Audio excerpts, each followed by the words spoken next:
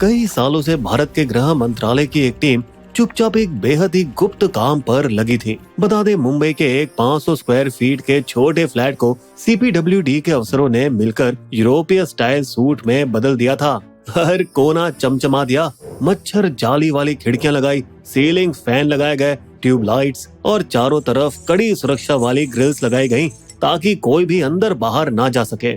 एक सिंगल खाट, चमचमाते टाइल्स वाली फर्श, टीवी और कुछ किताबें। मतलब भाई साहब, यहाँ आराम की सभी सुविधाएं थी। वेंटिलेटर के पास लगे CCTV कैमरे हर सेकंड यहाँ की निगरानी रखेंगे। अंदर वॉश बेसिन, वेस्टर्न टॉयलेट और शावर भी है ताकि एक बार जो अंदर जाए उसे बाहर आने का मन ही ना करे। ऊपर बीम पर मोबाइल सिग्नल जैमर भी है ताकि कोई कॉल या मैसेज ना भेज सके। और यहाँ सिर्फ सीनियर पुलिस या CBI अफसरों को ही अंदर जाने की इजाजत है। और अगर मेडिकल इमरजेंसी आ जाए तो JJ अस्पताल की टीम हमेशा स्टैंड बाय पर रहेगी। नहीं दोस्तों, ये कोई BJP के चर्च गेट में बन रहे ऑफिस का कोई गुप्त सरकारी बंकर नहीं है, बल्कि ये तो है आर्थर रोड जेल का बैरक नंबर 12, जहाँ जल्द ही रहने वाला है भारत का मोस्ट वांटेड भगोड़ा मेहुल चौकसी। दोस्तों, आप तो जानते हैं कुछ साल पहले तक वह चौकसी करोड़ों की ज्वेलरी बिजनेस का मालिक था। उसके गीली, नक्षत्र और रश्मि जैसे ब्रांड हर घर में मशहूर थे।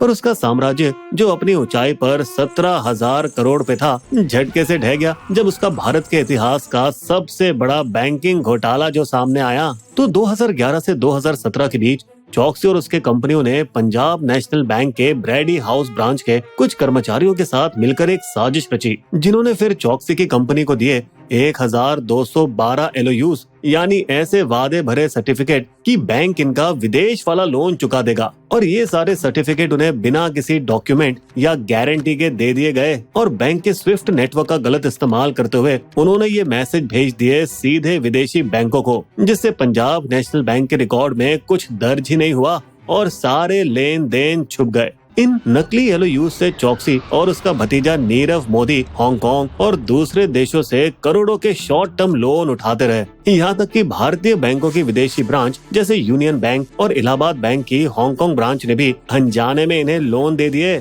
और अब शुरू हुआ असली खेल। इन शाणों ने लोन के पैसों को अपने डायमंड बिजनेस में इस्तेमाल करने की बजाय घुमा दिया दुबई, हांगकांग और बेल्जियम की फर्जी कंपनियों में। और दोस्तों, खेल कुछ इस तरह था कि जब पुराना लोन चुकता होता तो ये नए नकली LOUs बनाकर दोबारा नए लोन उठा लेते ताकि घोटाले का एक अनंत चक्र बनता रहे। मतलब 13,000 करोड़ से ज्यादा पैसे विदेशी खातों और एंटीगुआ की फर्जी कंपनियों में गायब हो चुके थे। लेकिन अब 2017 के आखिर तक दोस्तों PNB के वो भ्रष्ट अंदरूनी लोग या तो दूसरी शाखाओं में बदली हो गए या तो रिटायर हो गए। और जब PNB के एक नए कर्मचारी ने चौकसी और मोदी के कर्मचारियों से पूछताछ की, देखिए गारंटी पत्र लेने के लिए ढंग की जमानत दीजिए, लेकिन हमने तो कभी दिया ही नहीं पहले। दोस्तों, अब खतरे की घंटी बजने लगी थी, क्योंकि चौकसी को समझ आ गया था कि अब मुश्किलें बढ़ सकती हैं। आपको भी ऐसे लगा ना दोस्तों? जबकि ऐसा कुछ था नहीं, क्योंकि इन्होंने अपनी सेफ्टी की तैयारी तो पहले से कर रखी थी। नवंबर 2017 तक मेहुल चौकसी ने निवेश के बदले नागरिकता योजना के तहत एंटीगुआ की नागरिकता और पासपोर्ट तो पहले ही हासिल कर लिए थे। और 4 जनवरी 2018 को एक नकली पहचान का इस्तेमाल करके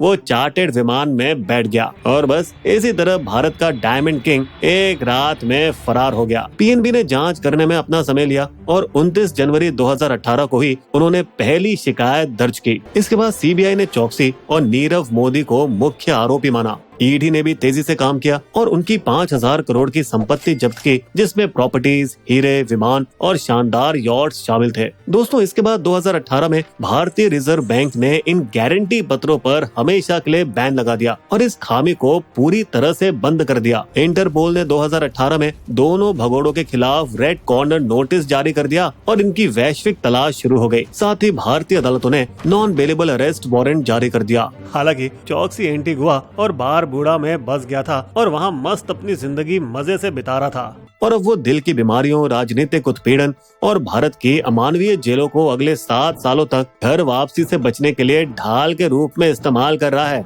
ऐसा इसीलिए क्योंकि वो जानता है कि भारत के आरोप एंटीगुआ के कानून से मेल नहीं खाते और इसीलिए वहां उस पर मुकदमा नहीं चलाया जा सकता। इसी वजह से भारत के बार बार एक्सट्रेडिशन रिक्वेस्ट के बावजूद एंटीगुआ ने सालों तक हमें मना किया। अब दोस्तों 23 मई 2021 को शाम करीब 5 बजे चौकसी बारबरा जाराबेग एक पूर्व ब्रिटिश मॉडल के घर जाली हार्बर में रात के खाने के लिए गया था और जैसे ही वो उनके सोफे पर बैठा, कुछ 8 से 10 आदमी अंदर घुस आए और उसे बिजली के झटके वाले हथियार से पीटने लगे। उसकी रोलेक्स घड़ी और बटुआ छीन लिया गया और उसका मुंह बंद कर दिया गया। फिर उसके अर्धबेहोश शरीर को व्हीलचेयर में बांध दिया गया।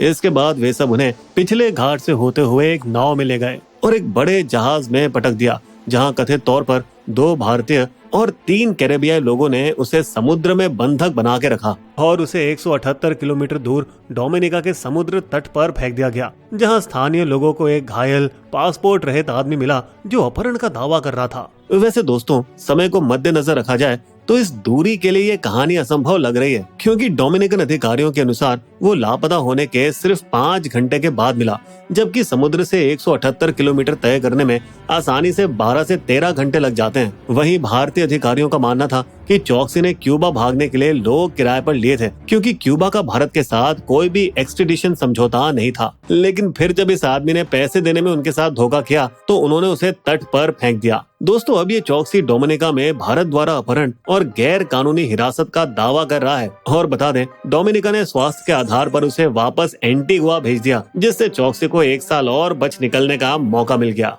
फिर भी पर्दे के पीछे भारत ने फॉरेंसिक और पैसों के लेन देन के सबूत इकट्ठा करे और नए डिप्लोमेटिक पत्र भेजकर लगातार अपनी कोशिशें जारी रखी, जो कि काम भी आया, क्योंकि 2023 के अंत तक एंटीगुआ और बारबुडा ने चौकसी की नागरिकता के दावों को रद्द कर दिया और उसके खिलाफ कार्यवाही को और तेज कर दिया।